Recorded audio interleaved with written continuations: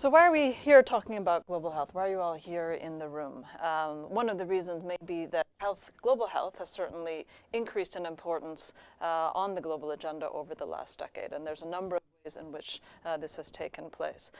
So certainly the importance of health in the global agenda, we've seen as evidence of that an expansion of funding, not only at the domestic level, but also in terms of trans-border resource flows, growing pluralism in the number of and types of actors who are involved in global health, as well as an unprecedented health transition, and the emergence of extremely complex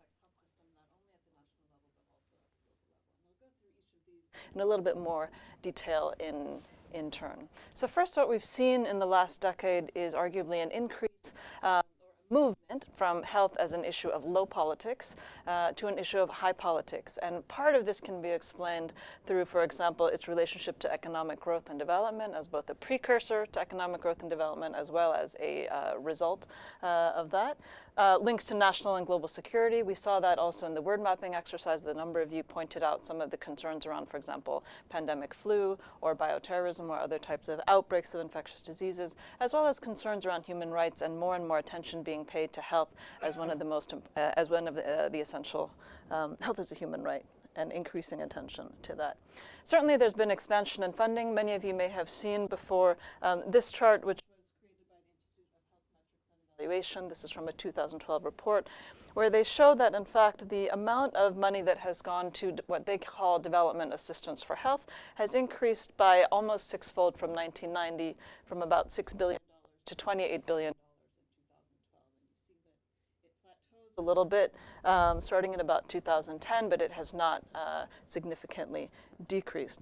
What many people don't necessarily realize is that that amount of development assistance for health, which is usually intended to improve health primarily in low and middle income countries, is in fact only a small fraction of the amount of money that is going into health.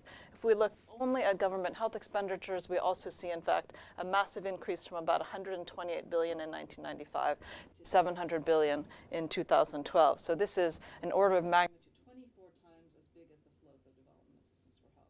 So I think it's just useful to get a sense of where is all this new money coming from, primarily from domestic sources, and this is just government health expenditure. We're not counting here out-of-pocket expenditures. Certainly an expansion in funding. Okay.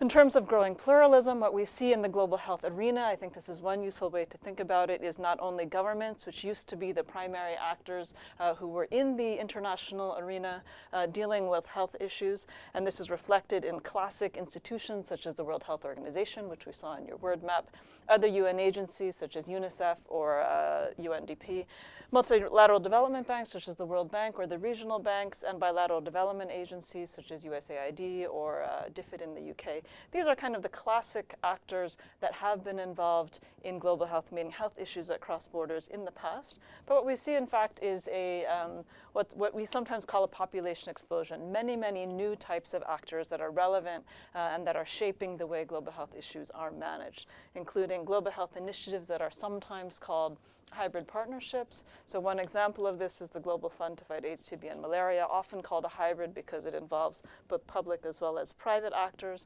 philanthropic organizations like the Gates or Rockefeller Foundations, civil society organizations such as Oxfam or Doctors Without Borders, professional associations, associations of medical professionals, for example, transnational corporations increasingly having an impact on public health, research funders such as the National Institutes of Health, for example, and finally academic institutions such as the Harvard School of Public Health and, of course, many others. So if we think about this new plurality, by one count a few years ago, there are 175 major actors and many more actors if we don't only think of the biggest ones. It's an arena that is increasingly crowded, and it's important to begin to think about how do we understand what's happening in this arena? What types of conceptual frameworks might be useful to try to understand what is, in fact, an extremely crowded and complex landscape. Next, as I mentioned a few minutes ago, we are undergoing an unprecedented health transition. We have, of course, the unfinished agenda that many of you are already familiar with. We saw, again, in the word map, infectious diseases pop up a couple of times, so infections, malnutrition, reproductive health problems. We also have, of course, this is no longer news to anybody, emerging challenges such as the rising burden of non-communicable diseases, mental health as an increasingly recognized global health issue, as well as injury. And then finally, a third category of challenges, which we would call health risks associated with globalization. And again, we saw in your word map that globalization is something that many of you associate very clearly with the notion of global health. I want to go a little bit more into depth on health risks associated with globalization. But before I do that, let me just see a quick show of hands. I'm going to show you 3 images, and I'd like you to identify the images, and then in the last slide, I'd like you to vote on which one you think is the best representation of the notion of public health. So who knows what this... Global health, excuse me, global health. Who knows what this is a picture of?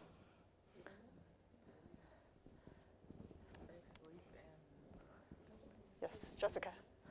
Mosquito net. Yeah. So a baby sleeping under a mosquito net to hopefully prevent the chances that she will be infected with malaria. Second.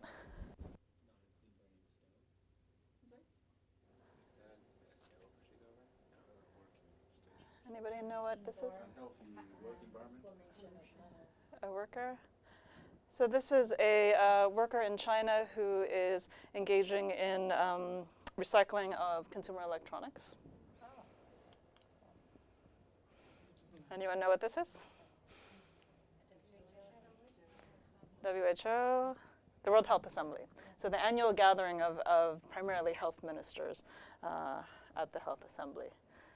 So which one of these would you say either best captures, let me see a show of hands, this notion of global health? Okay, so let's see, show of hands. You have to vote for one. Only for one? Oh, okay, you can vote for more than one. You can vote for more than one. So the first image, we have 1, 2, 3, 4, 5, 6, 7, 8. The second image, even more. Okay, I can't count on the third one. Okay, fewer. Interesting. So you didn't know what this was, but you all voted for it. That's fantastic. Now, the main point that I wanted to make with these images, of course, is that primarily in the media and in sort of general everyday use, this is the image that we often hear associated with the term global health. But that if we expand the concept to include, in fact, not only threats from infectious diseases, for example, or threats that affect some of the poorest populations, but also those that might be linked to other types of transborder flows of production, consumption, recycling, or rulemaking that crosses borders, then we in fact end up with a much more expansive notion of what falls under this umbrella, global health.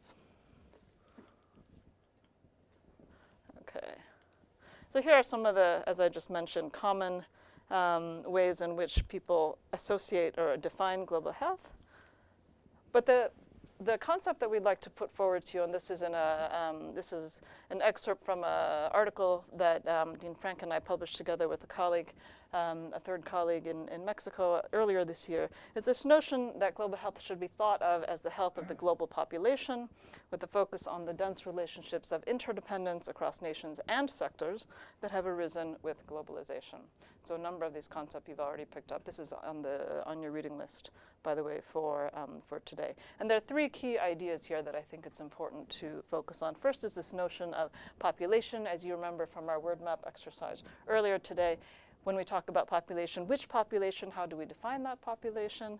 Secondly, this notion of interdependence, not only relationships of interdependence that cross borders, but also across sectors. So again, not only looking within the health sector, but looking at all of the other sectors, such as environment, such as trade, such as education, for example, that may have some kind of impact on health. And finally, linking these precisely to processes of globalization. Why is it that in this era of globalization that we're living in today, certain types of global health concerns have risen higher on the agenda than they've been over the last 30 or 40 years?